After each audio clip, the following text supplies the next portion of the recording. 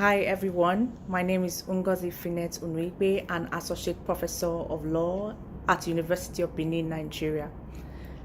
First, I want to thank the organizers of this program for giving me the opportunity to come and share my thoughts on how we can live in harmony with nature. First of all, basically my presentation is on enforcing the personhood of nature using indigenous education and the kind of implications this would have for climate change within and outside of Africa. Now, basically, the current economic system that we're running is one which is characterized by limitless progress, limitless profit, limitless growth, limitless consumption, and this is to the detriment of harmony between humans and nature. In other words, this kind of relationship between humans and nature is becoming more and more non-existent. The gap between man and nature and Mother Earth is becoming wider.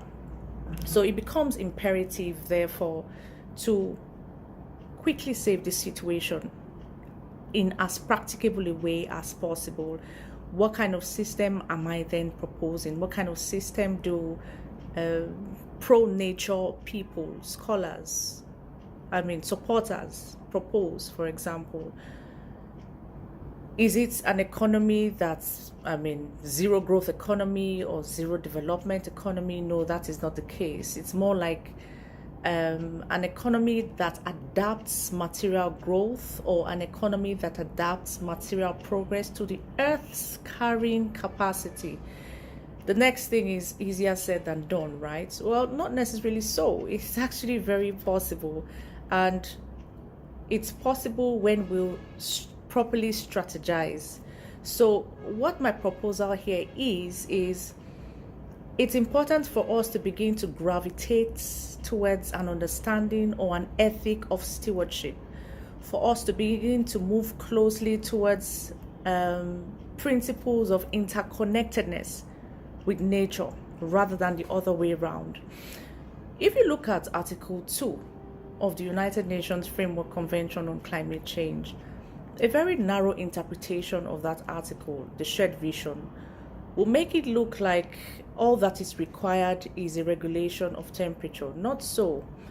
It also comprises restorative justice. Restorative justice in this case actually means restoring the integrity of Mother Earth, which is what we're about. So the question is, how do we move in that direction? How do we get there? One other blueprint that states can follow is recognizing and enforcing rights to consultation, right to participation, free prior informed consent, as exemplified in the Escazú Agreement of 2018, which I hope that many other regions would adopt or rather emulate as quickly as possible.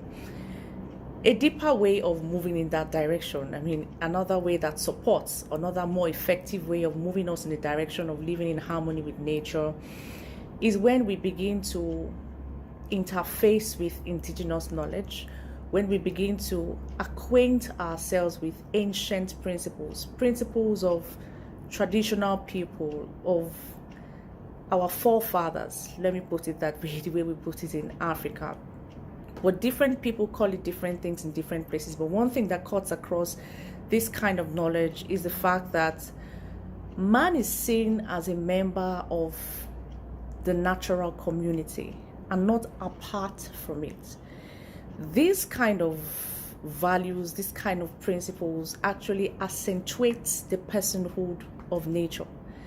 This is the kind of knowledge we should be going back to. This is the kind of knowledge that we should be embracing at this point in time. Now, I say this because typically in Africa, for example, religious beliefs is an ontological phenomenon. So one of the easiest ways to get Africans to move towards climate change adaptation strategies is to come through the entry point of spirituality. Is to come through the entry point of this is what you believe in, right? And this is the cause-effect relationship of what you believe in. So this is what is going to happen if you do not do it this way. And then it becomes easy to understand, it becomes easy to comply with. Now, this is not only peculiar to Africa. All nations of the world actually have people with traditional knowledge. All nations of the world have people with ancient principles, so to say. We should go back to these principles of stewardship, examine them, look at them, adapt them to our particular circumstances, and see how they move us towards a system that's in harmony with nature. In essence, this presentation, the entire basis of this presentation is that, yes, traditional knowledge is important. It might not be a magic bullet, but it's important to move us in the right direction. In Africa now, for example, we have policy briefs, we have news items. In my case, we have legal opinions, which use spirituality, which use beliefs at the entry point, and I tell you, they are working. It might be having slow progress, but the progress is actually very, very steady. I'm open to comments, I'm open to questions, and meanwhile, let me wish you fruitful further deliberations. Thank you very much for listening.